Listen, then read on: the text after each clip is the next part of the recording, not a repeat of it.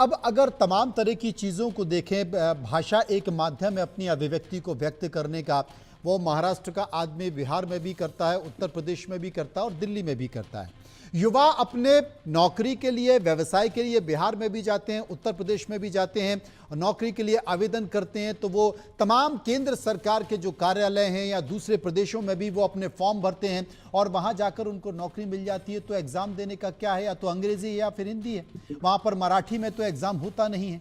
तो अगर राज्य ऐसा फैसला लेता है कि अंग्रेजी और मराठी के साथ साथ अगर हिंदी भाषा को भी अनिवार्य किया जा रहा है, तो ये राज्य के हित में है या फिर विरोध में है, मैं आपसे पूछना चाहता हूं।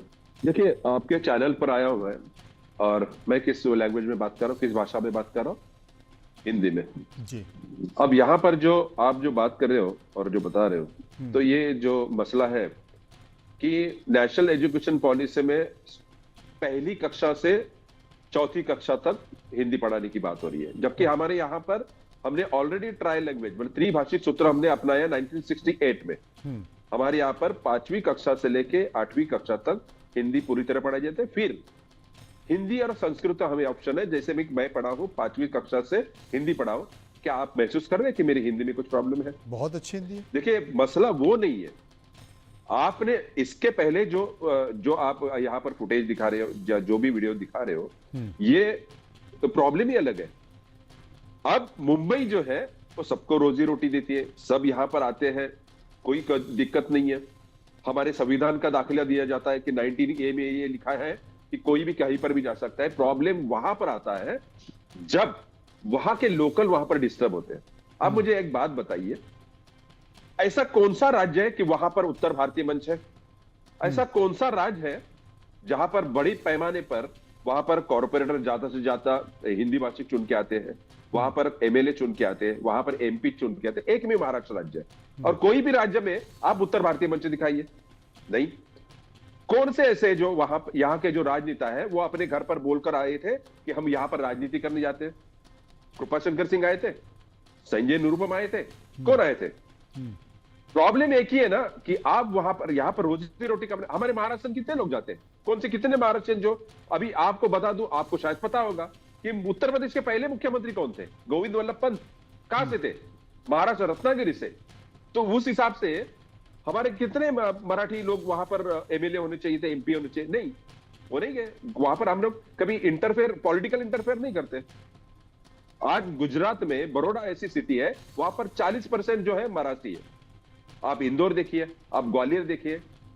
प्रॉब्लम वहां पर होती है शुरू, जहां पर आपका राजनीतिक हस्तक्षेप बढ़ता है। यहां पर आपने कहा कि भाई जितने भी बाहर से लोग आते हैं अर्थव्यवस्था में यहां पर कंट्रीब्यूशन करते हैं, लेकिन उत्तर भारतीयों का हिस्सा कितना है? उत्तर भारतीयों का हिस्सा कहां पर है? फुटपाथ पर आप ठेले लगाओगे। यहां पर कितनी प्रॉब्लम है, कितनी दिक्कतें होती है? आपको चलने को लिए फुटपाथ नहीं है। यहां पर झुग्गी झोपड़ियां जो अवैध है, किसका हाथ है? देखिए जरा। आज मैं खुलकर बोलता हूं, देखिए ये कोई नफरत वाली बात नहीं है। हिंदी भाषी से हमें कोई नफरत नहीं है, लेकिन एक मुंबई की कैपेसिटी है। विरोध किस बात का हो रहा है? अगर रेडी ठेली लगाने वालों से मराठी नहीं पूछा जा रहा है कि मराठी बोल के बताइए, और अगर वो मराठी नहीं बोलते हैं तो फिर उन्हें पीटा क्यों जा रहा है? रत्नाकर मेरी बात सुनिए, भारतीय जनता पार्टी के प्रवक्ता आपके पास में आता हूं। हेमंत साहब आपके पास आता हूं, क्योंकि एक बार समय का बहुत पाबंदी होती है। रत्नाकर सिंह जी के पास चलूंगा, फिर मैं आपके पास आता हूँ। रत्नाकर सिंह जी, आपकी राय।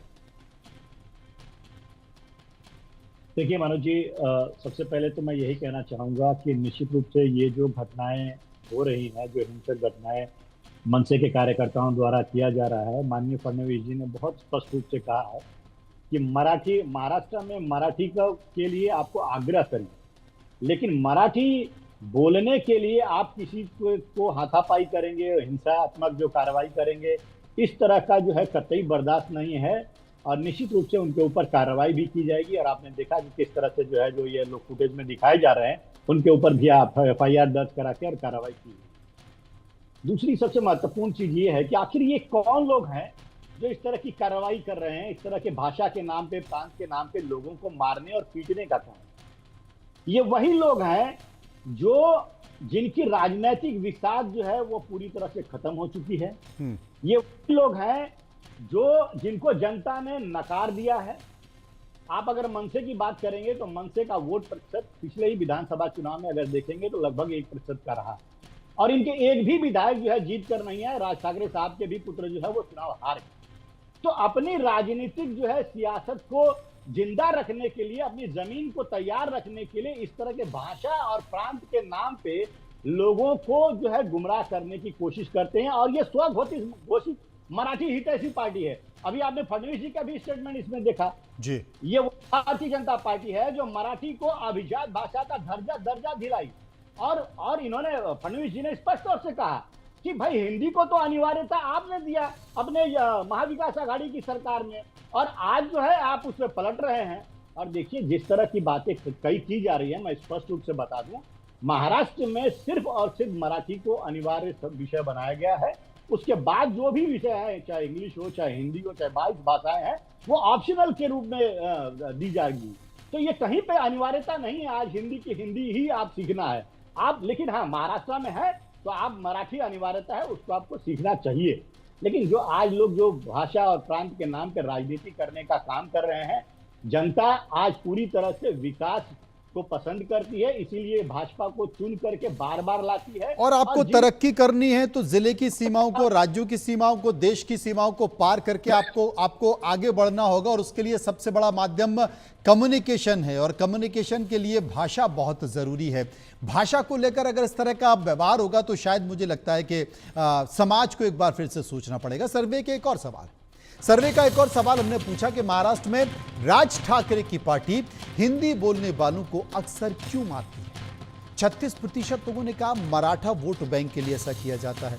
19% लोगों ने कहा सख्त एक्शन नहीं होता है इसलिए ऐसा होता है, और 40% लोग सियासी फायदे की बात कर रहे थे। 5% इस पर कुछ भी कहना नहीं चाहते। सर्वे का एक और सवाल, क्या महाराष्ट्र में मराठी नहीं बोलने तो फिर मार खाएंगे।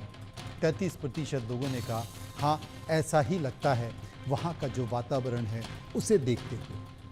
58% लोगों ने कहा ऐसा नहीं है, कुछ घटनाएं होती हैं। 9% लोगों का कहना था कि कह नहीं सकते इस मसले पर क्या कहा जाए और क्या नहीं। निगम साहब मेरे साथ मौजूद हैं। निगम साहब, क्या इसे सियासत के तौर पर देखें, क्योंकि हमने वो तस्वीर भी देखी है कि उत्तर भारतीय के लोग अगर नौकरियों के लिए स्टेशन पर उतरते हैं तो उनकी किस तरीके से पिटाई की जाती है। ये क्या केवल सियासी फायदे के लिए, राजनीति के लिए, अपनी राजनीति चमकाने के लिए, और एक